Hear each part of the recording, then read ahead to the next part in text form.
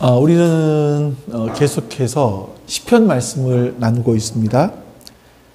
벌써 6번째까지 됐고, 제가 준비해 온 말씀은 9번째까지 준비가 되어 있습니다. 현재 더 늘어날 수 있을지는 모르겠습니다만 현재는 9번째까지 말씀이 준비가 되어 있습니다.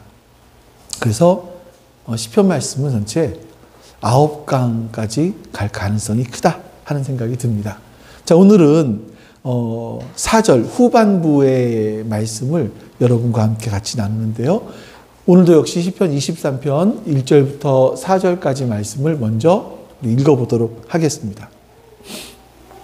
외우실 수 있는 분들은 외우셨으면 좋겠고요. 네, 같이 읽습니다. 여호와는 나의 목자시니 내게 부족함이 없으리로다. 그가 나른 푸른 풀밭에 누이시며 쉴만한 물가로 인도하시는도다. 내 영혼을 소생시키시고 의를 위하여 예의로 인도하시는도다. 내가 사망의 음침한 골짜기로 다닐지라도 해를 두려워하지 않을 것은 주의 지팡이와 막대기가 나를 안위하시나이다. 아멘.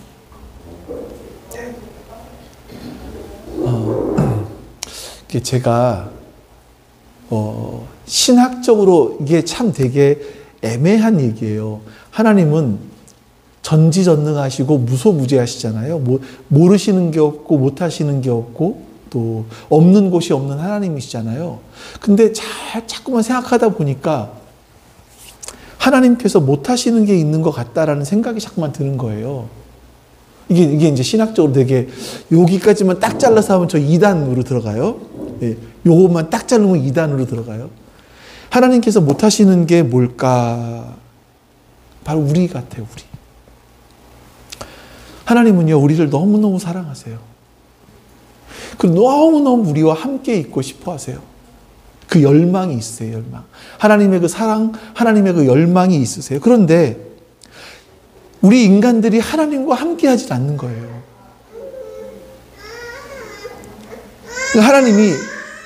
하나님이 우리를 너무나 사랑하시기 때문에 막 우리를 강제적으로 우리를 향해서 무엇인가를 하시고 넌 강제적으로 나와 함께 있어야 돼. 이렇게 하시지 않으시거든요. 사랑하시기 때문에. 그러니까 부모가 자식을 사랑하기 때문에 막 이 자식을 내 마음대로 할 수 없는 것처럼 하나님도 우리에게 그렇게 하시는 게 아닌가? 우리를 강제하지 않으시는 게 아닌가? 하는 생각이 들어요. 그러니까 이런 의미에서 본다면 못하신다라기보다 안 하시는 게 맞겠죠? 우리가 그런 말 하지 않습니까? 자식은 품 안의 자식이더라. 자식은 정말 품 안의 자식인 것 같아요. 제 개인적인 생각이고 제 개인적인 경험이긴 하지만 저는 27살 때 첫 아이를 낳았죠. 그러니까 너무 어릴 때 아이를 낳아서 키우다 보니 저도 어렸고 아이들도 어리고 이게 사랑이 뭔지 자식을 향한 부모의 사랑이 뭔지도 모르는 상태에서 아이들을 키웠는데 이게 점점점 살아오면서 보니까 아이들을 사랑하는 사랑이 점점 애틋해지는 걸 느껴요. 이런 마음들이 점점 제 안에 커가는 것 같습니다. 그러니까 부모에게 있어서 자식은 언제나 사랑스러운 존재로 남아있는 것 같아요. 자식이 커도. 근데 자식들은요, 이놈의 자식들은 커가면서 부모의 사랑을 벗어나서 다른 사랑을 찾습니다. 그것이 배우자에 대한 사랑이든 자기가 낳은 자식에 대한 사랑이든 그 사랑들이 남죠. 사랑들을 더 찾아가게 되는 거죠. 그러니까 이 부모가 사랑하는 사랑으로부터 자식들은 점점 멀리 도망가려고 하는 것 같은 생각이 들기도 해요. 제가 이게 하나님의 사랑이 그런 게 아닌가 하는 생각이 드는 겁니다. 약간 물론 다른 부분이긴 합니다만 하나님은 우리를 끝없이 사랑하세요. 하나님은 우리를 끝없이 사랑하시기 때문에 우리를 강제하지 않으세요. 근데 우리가 세상이 좋아서 세상을 사랑해서 자꾸만 세상을 쫓아갑니다. 하나님을 떠나서 세상을 쫓아가요. 근데 하나님 마음이 얼마나 아프실까? 우리와 함께하고 싶으신데 나는 쟤들을 너무나 사랑하는데 그럼에도 불구하고 하나님은 여전히 우리를 기다리세요. 우리를 기다리시고 우리와 함께 있기를 바라십니다. 근데 함께 있기를 바라시면서 우리를 향해서 하나님께서 하시는 것들이 뭐냐면 우리를 설득하시는 거예요. 강제하지 않으세요. 설득하세요. 강압하지 않으세요. 말씀하세요. 그러니까 우리와 함께하고 싶어 하시는 하나님의 열망 때문에 하나님은 우리에게 말씀하시고 그 말씀을 통해서 우리를 설득하시는 장면들이 자주 나옵니다. 너무나 많이 나오죠. 이런 패턴들이 있어요. 구약의 지도자, 사사라든지 어떤 지도자들을 보면 하나님께서 그들에게 어떤 사명을 맡기시는데 사명을 맡기시면서 동일한 말씀들을 하시는 경우들이 있어요. 모세, 여호수아, 기드온, 이 사람들의 예만 들어보죠. 하나님께서는요, 모세나 여호수아나 기드온 동일한 게 뭐냐면 하나님 내가 어떻게 이스라엘 사람들을 인도합니까? 이 두려움이 있었어요. 마음속에. 그 두려움이 있었을 때 하나님은 그들에게 사명을 주시면서 한마디를 덧붙이세요. 그게 뭐냐면 내가 너와 함께 하겠다. 이거요. 내가 너와 함께 하겠다. 먼저 출애굽기 3장 말씀을 보죠. 모세를 향하신 하나님의 말씀이에요. 모세가 하나님께 아뢰었다. 제가 무엇이라고 감히 바로에게 가서 이스라엘 자손을 이집트에서 이끌어내겠습니까? 하나님이 대답하셨다. 내가 너와 함께 있겠다. 내가 이 백성을 이집트에서 이끌어낸 다음에 너희가 이 산 위에서 하나님을 예배하게 될 때에 그것이 바로 내가 너를 보냈다는 징표가 될 것이다. 이게 이제 하나님과 모세와의 대화였었습니다. 자, 보세요. 모세가 두려움이 있는 겁니다. 하나님, 내가 바로 앞에서 도망쳐서 40년간을 목동 생활을 했는데 내가 무엇이길래? 내가 무엇이라고 감히 내가 도망친 그 바로 황제 앞에 가서 이집트에서 이스라엘 백성들을 구출해낼 수 있겠습니까? 이렇게 말하잖아요. 하나님 뭐라고 말씀하십니까? 그래. 하지만 내가 너와 함께 할 거야. 내가 너와 함께 할 거야. 그렇기 때문에 너는 이걸 할 수 있어. 라고 말씀하시는 거죠. 이 모세 다음의 지도자였던 여호수아도 마찬가지입니다. 신명기 31장 말씀, 이 말씀은 같이 한번 읽어볼까요? 주님께서 눈의 아들 여호수아에게 말씀하셨다. 너는 이스라엘 자손을 인도하여 내가 그들에게 약속한 땅으로 들어갈 것이니 마음을 강하게 먹고 용기를 내어라. 내가 너와 함께 있겠다. 자, 아주 강력한 모세가 죽었습니다. 이제 여호수 그의 시종이었던 그 종이라는 개념보다 어떤 그러니까 모세의 어떤 후계자 같은 그런 사람이 여호수아죠. 이제 그 여호수아가 이스라엘 백성들을 이끌고 광야를 지나가야 되는 겁니다. 광야를 지나서 가나안 땅에 들어가야 되는 겁니다. 그때 여호수아는 두려운 마음이 있었던 것 같아요. 하나님께서 말씀하십니다. 강하고 담대해라. 마음을 강하게 먹어라. 용기를 내라. 마음을 강하게 먹고 용기를 낼 수 있는 이유가 뭐예요? 근거가 뭐예요? 내가 너와 함께 있겠다. 내가 너와 함께 하기 때문이다. 이렇게 말씀하시는 겁니다. 그리고 여호수아 1장 5절에도요. 동일한 말씀이 나옵니다. 내가 사는 날 동안 같이 볼까요? 내가 사는 날 동안 아무도 너의 앞길을 가로막지 못할 것이다.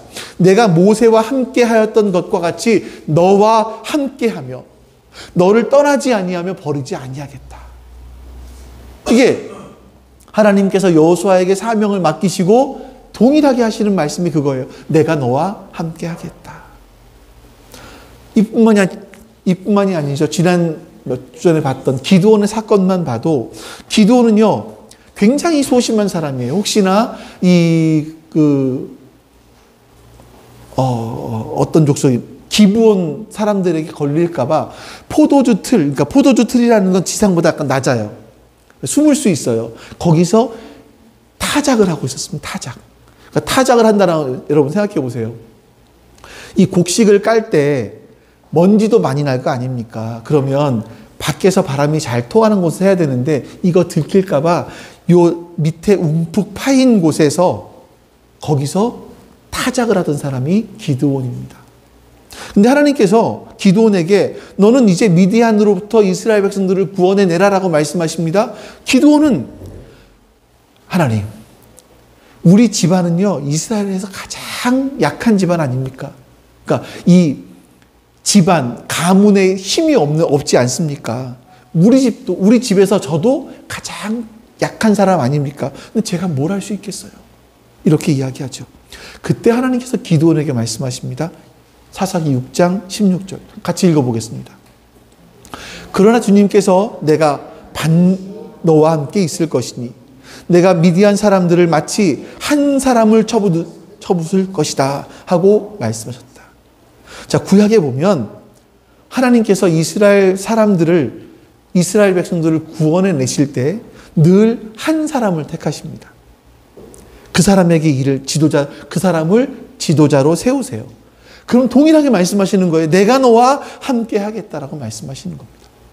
그리고 이스라엘 백성들은 하나님께서 그 사람과 함께 하시는 걸 보면서 하나님이 저 사람을 지도자로 인정하시는구나 하면서 그 사람을 지도자로 따르게 되는 겁니다. 이게 구약에서 반복되는 패턴들인 거예요. 하나님은 이런 과정들을 통해서 열망하시는 게 있어요. 그게 뭐냐면 난 너희들과 함께 하고 싶어. 난 너희들과 함께 하고 싶어. 이거예요. 이게 구약에서 반복돼서 일어나고 있는 일입니다. 그런데 이스라엘 백성들은 하나님께서 그렇게 애원하시고 열망하시는데 이스라엘 백성들은 계속 하나님을 떠나요. 틈만 나면 떠나요. 틈만 나면 하나님 말씀에서 떠나요. 그래서 하나님께서는 어떻게 하시냐면 스스로 인간의 몸을 입고 이 땅에 와서 인간들과 함께 하기로 결정하십니다. 그게 예수 그리스도세요. 예수님 별명이 있습니다. 예수님 별명은 그는 임마누엘이다. 임마누엘은 번역하면 하나님이 그의 백성과 함께 하신다라는 뜻이에요. 그러니까 하나님이 그의 백성과 영원히 함께 하시기 위해서 인간의 몸을 입고 이 땅에 오셨습니다. 이사야서에 나오는 말씀인데, 그리고 예수님이 이제 하나님께로 올라가시면서 제자들에게 사명을 하나 주시죠. 마태복음 28장 마지막 절에 보면 이렇게 말씀하세요. 볼까요? 그러므로 너희는 가서 모든 민족을 제자로 삼아서 아버지와 아들과 성령의 이름으로 세례를 주고 내가 너희에게 명령한 모든 것을 가르쳐 지키게 하여라.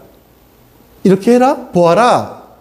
내가 세상 끝날까지, 마지막 날까지 항상 너희와 함께 있을 것이다 라고 말씀하세요. 내가 항상, 마지막 날까지 내가 항상 너희와 함께 있겠다라고 말씀하세요. 하나님께서는 우리와 함께 있겠다라고 말씀하시죠. 그럼 여러분, 이 말씀대로 본다면, 지금까지의 말씀대로 본다면 하나님이 지금 우리와 함께 하십니까? 안 하십니까? 예수님이 지금 우리와 함께 하십니까? 안 하십니까? 함께 하세요. 함께 하십니다. 어떻게? 이제 보니까 하나님께서 우리와 함께 하시고자 원하시는 것은 바로 우리를 사랑하시기 때문인데, 예수님께서 하나님께로 올라가시기 전에 이런 말씀을 또 하나 하십니다. 요한복음 14장 16절 말씀입니다. 같이 한번 읽어볼까요? 내가 하나님께 구하겠다. 그리하면 아버지께서 다른 보혜사를 너희에게 보내셔서 영원히 너희와 함께 계시게 하실 것이다. 자, 우리 여기서 잠깐 문장을 좀 볼까요? 아버지께서 다른 보혜사를 너희에게 보내실 것이다라고 말씀하세요. 그러면 다른 보혜사라고 하니까 또 다른 보혜사가 있었다라는 얘기잖아요. 보혜사가 원래 있었고 근데 다른 보혜사를 보내시겠다라는 말씀이잖아요. 원래 보혜사가 예수님이세요. 도와주시는 분이세요. 그래서 여러분들 성경에 보시면 막 관주 쪽에 보시면 보혜사라고 되어 있는데 그 밑에 뭐 기역자, 니은자 써가지고 그 뜻이 의미가 나와 있을 건데 다른 보혜사를 보내주실 거래요. 그러니까 이 앞절에 뭐가 나와 있냐면 예수님께서 나 이제 아버지께로 돌아간다. 근데 아버지께로 돌아가는데 내가 그 전에 너희 하나님께 아버지께 한 가지 이걸 구할 거야. 뭐냐면 내가 아버지께로 가고 또 다른 보혜사를 아버지께서 보내주셔서 너희와 영원히 함께하게 할 거야. 이런 말씀하시는 겁니다. 다시 말하면 예수님께서 하나님께로 올라가시고 그 후에 성령님을 통해서 우리와 계속해서 함께 하시겠다라고 말씀하시는 겁니다. 여러분, 그래서 마지막 날이 되면 하나님은 이제 그 이후로 영원히 우리와 함께 하세요. 성경 전체를 여러분 훑어드리는 거예요. 함께 하신다라는 그 개념들을. 요한계시록에 보면요, 새 하늘과 새 땅이, 새 예루살렘이 하늘로부터 우리에게 내려오게 될 것인데, 그 예루살렘 성을 바라보면서 이렇게 말합니다. 요한계시록 21장 같이 있습니다. 그때에 나는 보좌에서 큰 음성이 울려 나온 것을 들었습니다. 보아라, 하나님의 집이 사람들 가운데 있다.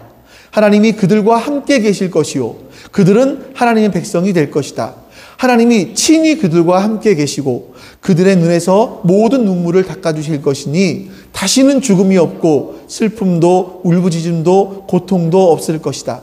이전 것들이 다 사라져버렸기 때문이다. 아멘. 자, 마지막 날이에요. 마지막 날. 이게 인류의 마지막 날, 우주의 마지막 날의 모습인 거예요. 하나님 나라가 임하기 전에 마지막 날의 모습인 거예요.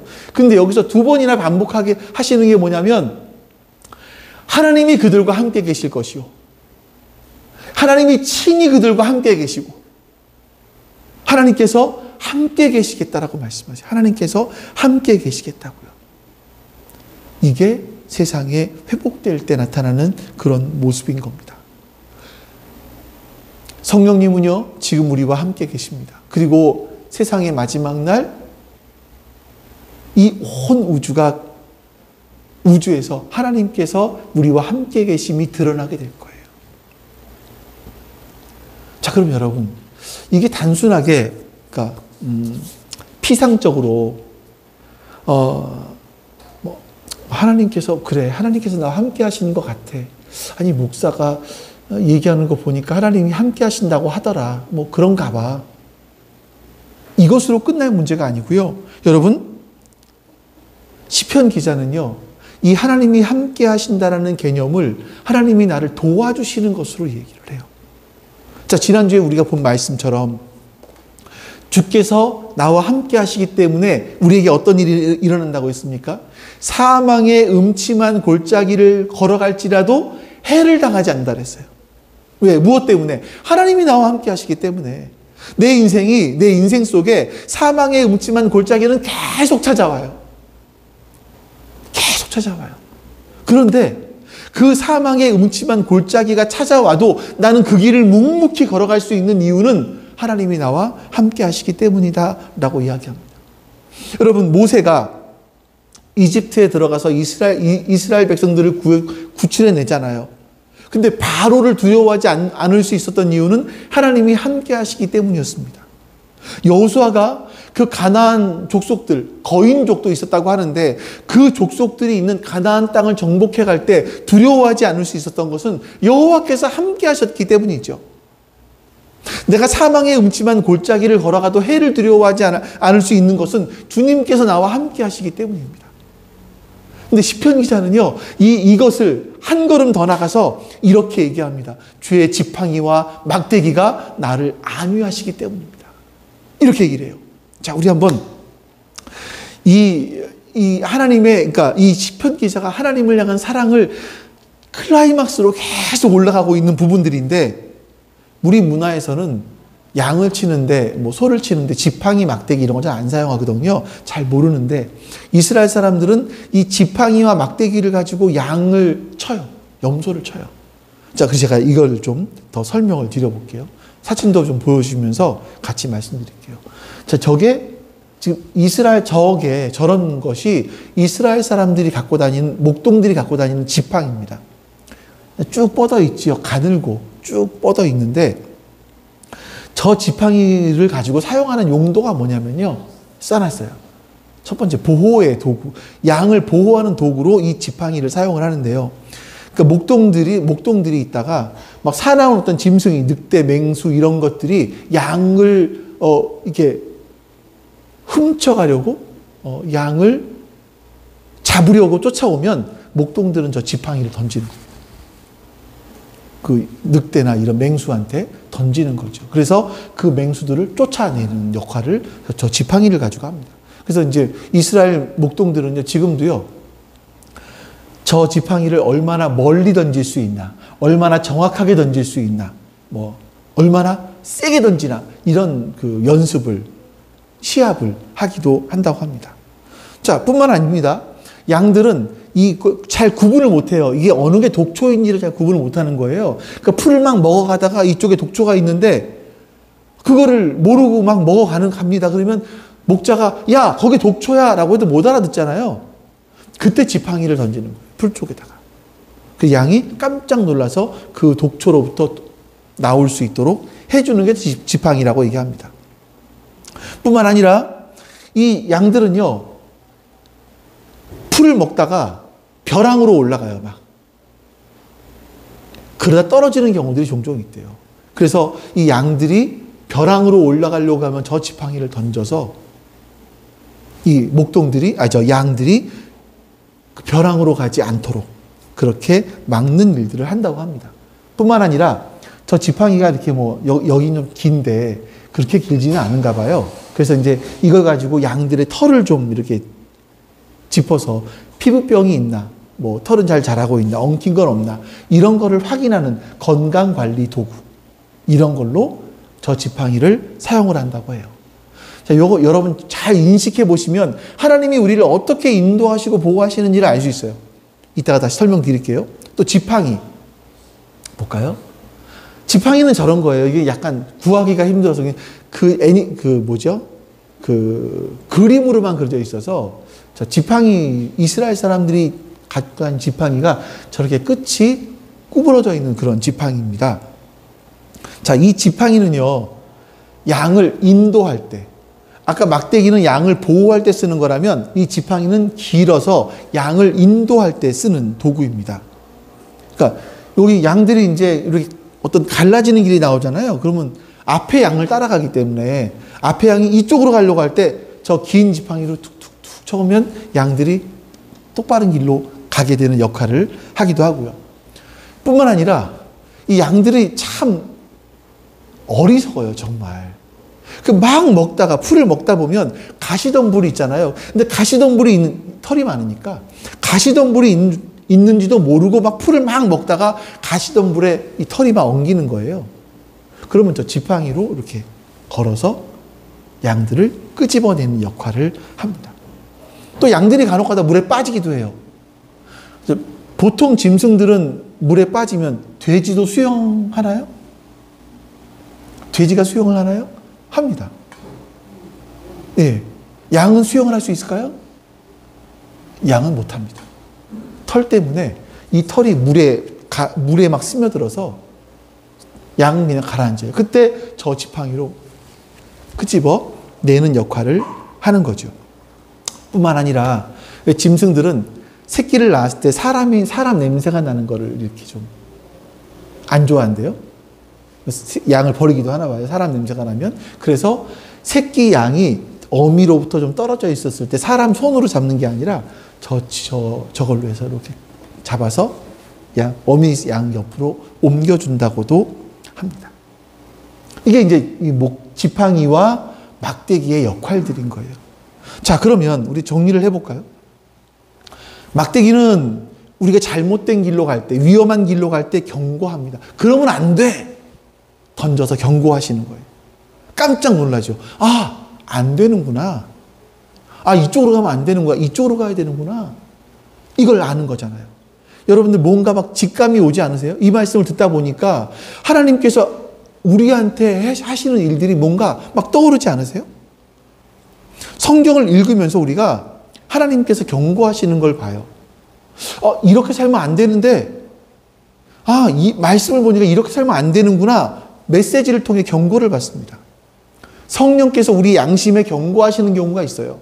때로는 하나님께서 막대기를 우리 삶에 던지세요. 깜짝 놀라게 만드시는 경우가 있어요. 우리에게 경고하시는 경우들이 있어요. 경고하세요. 양이 또한 스스로 보호할 능력이 없기 때문에 여러 가지 공격에 노출될 수 있기 때문에 하나님께서는 이 막대기를 통해서 우리를 보호하시는 거예요. 막대기로 우리가 또 어떤 정도인지를, 우리의 신앙이 어느 정도인지를 검사하세요. 털을 들춰보는 것처럼 우리의 내면 세계를 들춰보시고 말씀을 통해서 하시죠. 우리가 얼마나 영적으로 건강한지, 하나님 앞에서 얼마나 올바른 길을 걸어가고 있는지 검사하십니다. 지팡이는요, 우리에게 바른 길을 가라고 너 이리 가야 돼 치십니다. 이게 하나님께서 하시는 일이에요. 성경과 성령님께서 하시는 가장 중요한 일이 바로 우리를 의의 길. 의의 길이 뭡니까? 올바른 진리의 길. 이 길로 가라고 우리를 인도하시는 겁니다. 이게 바른 길이에요. 우리가 가야 될 길이고요. 특별히 여러분과 제가 걸어가야 될 길들입니다. 뿐만 아니라 우리가 어리석어서 그 세상의 가시덤불에만 엉겨버려요. 빠져나오질 못해요. 아니면 세상이 너무나 좋아서 그 물속에, 세상 물속에, 흙탕물 속에 들어가 버려요. 빠져나오질 못해요. 그때 하나님의 말씀이 우리를 끄집어 내십니다. 성령께서 우리를 끄집어 내십니다. 무엇보다도 우리가 목자로부터 멀리 떨어지게 됐을 때, 하나님으로부터 멀리 떨어지게 됐을 때 이 지팡이가 우리를 하나님께로 가까이 오게 해주셔서 친밀한 관계를 유지할 수 있도록 해주시는 거죠. 여러분, 목자이신 우리 하나님께서 지금 이 성경 말씀에서 보면 하나님께서 자신의 인생을 돌아보니까 하나님이 어떨 때 때로는 막대기로, 때로는 지팡이로, 아, 나를 이렇게 보호하시고 인도하셨구나.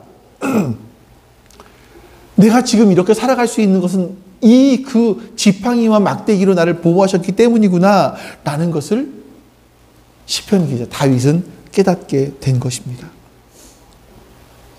여러분, 하나님은요, 단순하게 야, 내가 너 사랑하는 거 알지? 이렇게 그냥 말로 끝내시는 분이 아니세요.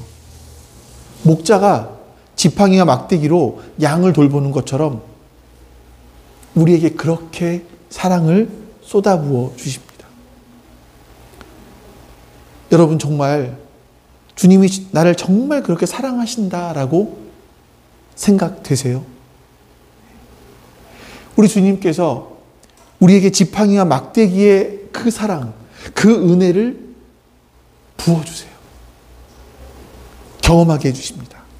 우리가 하나님이 목자로서 나와 함께 하신다라는 걸 진정으로 믿는다면 여러분들은 그걸 실제로 경험하실 수 있을 거예요. 때로는 내 삶 가운데 어떤 일이 막혀요. 나는 잘해보려고 했는데 어떤 길이 막혀요. 하나님의 지팡이일 수 있고 하나님의 막대기일 수 있어요. 너 그 길이 아니야 라고 우리를 놀라게 하시거나 아니면 우리를 치실 수도 있는 거예요. 그러니까 하나님이 여러분과 함께 하시는 걸 경험하는 것은요, 교회에서 설교 들으실 때가 아니에요. 여러분이 직접 삶에서, 내 삶 속에서, 아, 이게 하나님이 나와 함께 하시는 증거구나. 이게 하나님이 나를 사랑하시는 증거구나라는 걸 깨달으셔야 돼요. 하나님의 사랑은 우리의 삶을 통해서 깨닫는 겁니다. 성경에서는요, 하나님의 사랑을 지팡이와 막대기로 상징적으로 표현했지만 하나님의 사랑은 성령님, 성경 말씀, 이걸 통해서 우리의 다양한 모습으로 다가오셔서 우리를 보호하시고 경고하시고 검사하시고 친밀함을 주시고 인도하시고 구출하시고 그런 은혜들을 우리에게 주시는 겁니다. 그러면서 우리가 깨달아요. 아, 이게 하나님의 사랑이구나. 이걸 깨닫게 되는 겁니다. 여러분, 하나님께서 여러분들에게 경고하실 때가 있어요. 그걸 심각하게 받아들이실 수 있어야 돼요. 대부분의 경고는 우리를 놀라게 하시고 우리에게 어려움을 주시고 우리를 고통스럽게 하세요. 그러나 여러분, 이 과정들, 내가 이것이 이게 하나님의 경고이구나라는 걸 깨닫고 고치고 나면, 고친 이후에는요, 그 시간이 어느 정도의 시간이 지났을 때 하나님이 나에게 이렇게 경고를 주셔서 나를 놀라게 하셨구나. 야, 이게 하나님의 경고가 없었으면 내가 어떻게 됐을까? 이 고백을 우리가 할 수 있는 거예요. 하나님께서 경고하실 때, 우리를 보호하실 때, 우리를 구출해내실 때 우리가 이걸 깨닫게 되는 겁니다. 만약 하나님의 인도하심을 내가 따라가지 않았다면 우리의 가정은 완전히 파탄 났을 거야. 내 가족과의 관계, 아이들과의 관계 모두 파탄 났을지도 몰라. 근데 하나님이 나를 경고하셨고 이 경고를 내가 받아들여서 나를 가르쳐 주셔서 나를 구출해 내 주셔서 내가 이렇게 살 수 있구나. 하나님 감사합니다. 이것이 여러분 시간이 지나면 우리가 깨닫게 되는 거죠. 우리는요 목자의 구출, 보호, 경고, 인도 이런 과정들을 통해서 하나님의 사랑을 발견하는 거예요. 여러분 그 사랑을 알아가기 시작하는 거예요. 다시 한번 강조합니다. 여러분 하나님의 사랑을 교회에서 발견하려고 하지 마세요. 교회에서만 네? 교회에서만 하나님의 사랑을 발견하려고 하지 마세요. 목사의 설교를 통해서만 하나님의 사랑을 경험하려고 하지 마세요. 다른 사람의 간증을 통해서만 하나님의 사랑을 느끼려고 하지 마세요. 아, 저런 게 하나님의 사랑이구나 이걸 깨달으려고 하지 마세요. 여러분의 삶의 현장에서 하나님의 사랑을 경험하셔야 됩니다.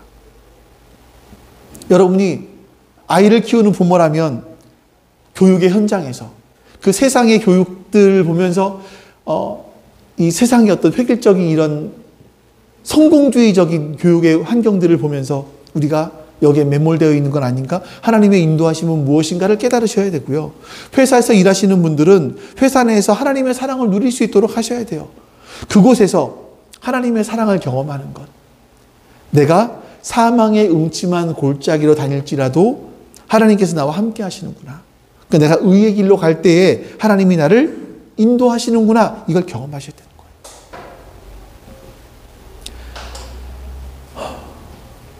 우리가 삶의 현장에서 이 하나님의 사랑을 잘 느끼지 못한다면 그것은 여러분 어쩌면 우리가 드린 예배가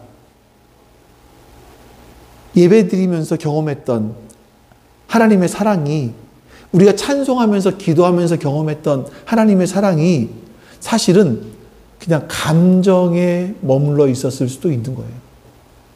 그냥 교회에서 어떤 찬송을 부를 때 왜 그 옛날에는 그랬어요. 이게 북 있잖아요. 북. 우리나라 1900년대 초반 그때는 부흥회 때 찬송 부를 때는 북을 쳤거든요. 이 북을 치는 효과가 사람의 심장 박동과 똑같이 북을 치잖아요. 그럼 심장 박동이 이 북소리와 함께 점점점 빨라지고 사람이 감정이 고조됩니다. 흥분시키는 게 있어요. 이제 그렇게 사람의 감정에 호소할 수 있어요. 또 요즘 같은 경우는 찬송의 기법들이 있죠. 찬송을 부를 때도 막 사람의 감정에 호소할 수 있어요. 얼마든지. 근데 그걸 가지고 은혜 받았다고 생각할 수 있어요. 근데 그게 진짜 은혜 받은 것인지 안 받은 것인지는 어떻게 알 수 있냐면 예배 끝나고 밖에 나갔을 때 압니다. 예배 끝나고 집에 갔는데 내가 예전과 똑같아요. 내가 직장에 나갔는데 내가 일터에 갔거나 아니면 시장에 갔는데 내 삶이 내 말하는 것이 시장 잡배들이 하는 것과 똑같이 얘기하고 똑같이 행동해요. 나 하나님의 사랑 경험한 거 아니에요. 그건요. 감정만 그런 거예요. 하나님의 사랑을 우리가 경험하면 그 감동들은요 오래 갈 수밖에 없어요. 그 하나님의 사랑은 오래 갈 수밖에 없어요. 그럼 내 삶이 안 변할 수가 없는 거예요. 변할 수밖에 없죠. 그래서 여러분 이 지금 시편 기자를 보니까 성원아 저 제일 첫 번째 성경 말씀 한번 보여주세요. 1, 2, 3 다 나와 있는 거.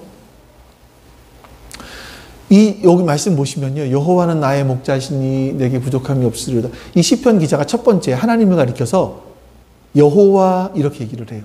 그리고 두 번째 그라고 얘기를 해요. 다 그가 나를 푸른 풀밭에 누이시며 이렇게 얘기를 해요. 3절에서도 내 영혼을 소생시키시고 자기 이름을 위해서 이렇게 얘기를 해요. 근데 4절을 보세요. 이게 우리 한글의 한계, 이스라엘 히브리어와 우리 한글의 한계가 있어요. 이게 뭐냐면 내가 사망의 음침한 골짜기에 다닐지라도 해를 두려워하지 않을 것은 여기는 주께서라고 표현되어 있잖아요. 근데 원래 성경에는 히브리어에는 당신이 나와 함께 하심이라. 당신의 지팡이와 막대기가 나를 안위하십니다. 이렇게 되어 있습니다. 우리가 쓰는 당신이라는 단어는 여러분들이 저를 보면서 당신 이러면 뭐 싸우자는 거야? 뭐야? 이럴 수 있잖아요. 우리는요. 예? 그 진입사님 나를 보면서 홍 목사 당신 이러면 뭔가 안 좋구나. 나와 싸우자는 거구나. 지금 어떻게 한판 뜰까? 이럴 수 있는 건데 여기는 2인칭 존칭어가 있어요. 히브리 문법에는 영어에도 있습니다만 히브리 문법에는요 2인칭 존칭어가 있어요. 이건 당신이라고 했을 때 굉장한 어떤 친밀감, 그러니까 존경하는데 함부로 대하는 게 아니에요. 친밀하기 때문에 함부로 막 하는 게 아니라 굉장히 존경하지만 굉장히 친밀함이 있는 단어가 이 당신이라는 단어예요. 그러니까 이게 이거예요. 이런 부분들이에요. 1절, 3절까지를 보면 지금 다윗이 하나님에 대해서 이야기해요. 하나님은 나한테 이렇게 해주셨고 그분은 이렇게 하셨고 이렇게 3인칭으로 하다가 2인칭으로 바뀐 거예요. 당신이. 이 친밀하신 그 하나님께서 지금 이렇게 하나님에 대해서 이야기하다가 하나님을 이야기해요. 바뀌었어요. 친밀함으로 이야기합니다. 자, 이 시편 기자는요 1절부터 계속해서 오면서 하나님이 어떤 분이셨고 하나님께서 내 인생 가운데 어떻게 일을 하셨습니다를 고백하다가 그 감격이 4절에서는요 점점점 커지는 거예요. 감격이 격렬하게 쏟아져 나오는 겁니다. 그리고 5절에서는요 더 넘쳐나요. 자, 이렇게 하나님을 아는 사람들의 감격은요 신약시대 믿음의 선배들의 고백에서도 볼 수가 있습니다. 우리 고린도후서 4장 말씀을 볼게요. 4장 7절 말씀부터 보죠. 바울이 이렇게 고백합니다. 같이 읽어보겠습니다. 우리는 이 보물을 질그릇에 7절 없어요? 아이고, 네. 제가 읽어드릴게요. 우리는 이 보물을 질그릇에 간직하고 있습니다. 이 엄청난 능력은 하나님에게서 나는 것이지 우리에게서 나는 것이 아닙니다. 그러니까 바울이 하나님을 경험합니다. 그래서 이 하나님을 경험한 그 보배, 예수 그리스도라는 그 보배를 질그릇과 같이 우리 연약한 우리 육신에 그 하나님을 예수님을 간직하고 있습니다. 함께하고 있다는 함께. 이거예요. 또 8절과 9절 여기 말씀 같이 읽어보겠습니다. 우리는 사방으로 죄어들어도 움츠러들지 않으며 답답한 일을 당해도 낙심하지 않으며 박해를 당해도 버림받지 않으며 거꾸로 트임을 당해도 망하지 않습니다. 세상에서는 온갖 어려움을 겪지만 절망하거나 굴복하지 않는 이유가 뭐냐면 주님께서 자신과 함께 하시기 때문이다. 이 고백을 하는 거예요. 이게 사도 바울의 고백인 겁니다. 우리 삶의 현장에서 우리를 괴롭게 하고 우리를 지치게 하고 힘들게 하는 그 현실 속에서 주님 우리와 함께 하십니다. 우리는 그 하나님을 압니다. 하나님을 소유합니다. 베드로는요 이러한 확신이 초대교회 성도들에게 보편적인 특징이었다고 이야기를 해요. 베드로전서 1장 8절 말씀 또 읽어보겠습니다. 여러분은 그리스도를 본 일이 없으면서도 사랑합니다. 지금 그를 보지 못하면서도 믿으며 말로 다 표현할 수 없는 즐거움과 영광을 누리면서 기뻐하고 있습니다. 초대교회 성도들이 어떻게 이렇게 기뻐하고 영광을 누릴 수 있었겠습니까? 삶의 현장에서 하나님을 알아갔기 때문이에요. 아니 왜 이때 분들은 하는데 우리는 왜 그런 게 없을까요? 이 초대교회 성도들은 이렇게 고백을 하는데 왜 우리에게는 없을까요? 이런 것 같아요. 제가 보니까 우리 너무 바빠. 솔직히 너무 바빠요. 하나님을 생각할 여력이 없어요. 여력이. 그러니까 여러분들 이렇게 한번 생각해 보십시오. 이번 한 주간을 보내시면서 사실은 지금이 사순절 기간이기도 해요. 3월 5일 수요일이 제의 수요일이라서 사순절을 시작하는 날이었고 그 이후로 40일간이 지나면 이제 부활절이 찾아오죠. 여러분들이 이 한 주를 보내시면서 하나님의 마음을 한번 묵상해 보십시오. 혹시나 여러분들이 이렇게 연관지어 생각해 보세요. 아, 누군가가 보고 싶어. 내가 누군가가 보고 싶어 라는 생각이 들 때, 봉준 집사님이 직장에 나가서 아, 예람이 웃는 모습을 보고 싶어 라는 생각이 들 때, 그때 한번 하나님의 사랑을 생각해 보시라는 거예요. 그때 하나님의 사랑을 한번 떠올려 보시라고요. 여러분이 그 사랑을 보고 싶어 하는 것만큼, 아니 그보다 더 크게 하나님은 여러분을 보고 싶어 하십니다. 만약 누군가 그리운 사람이 있다면 그 그리운 사람에 대한 마음이 떠오를 때마다 내가 그 사람과 함께하고 싶은 것처럼 하나님이 나와 친밀한 교제를 나누고 싶어 하셔라는 것을 생각해 보십시오. 여러분, 하나님은 여러분을 너무너무나 사랑하시고 여러분과 함께하고 싶어하는 열망이 있으세요. 그리고 여러분 곁에서 굳건하게 여러분을 지키고 보호하시고 여러분을 인도하시고 여러분을 온전케 만들어가기를 정말 소망하십니다. 여러분의 삶에서 그 사랑을 경험해 보십시오. 그 지팡이의 사랑과 그 막대기의 사랑을 한번 여러분 경험해 보시길 바랍니다. 그래서 우리도 다윗처럼 여러분 하나님을 피상적으로 서술하는 것이 아니라 아, 하나님이 정말 나의 하나님이십니다. 당신이 나의 하나님이십니다. 당신이 나를 지팡이와 막대기로 인도하십니다. 나를 안위하십니다. 이렇게 진심으로 고백할 수 있기를 정말 소망합니다. 우리 다시 한번 4절 말씀을 한번 읽어보고 4절 이 말씀을 한번 읽어보시면서 지난주 말씀과 오늘 말씀을 한번 같이 엮어서 생각해 보시면서 이 말씀을 읽고 이 말씀이 여러분의 고백이 되기를 원해요. 삶에서 나타나는 고백. 같이 한번 읽어보겠습니다. 내가 사망의 음침한 골짜기로 다닐지라도 해를 두려워하지 않을 것은 주께서 나와 함께 하심이라. 주의 지팡이와 막대기가 나를 안위하시나이다. 아멘.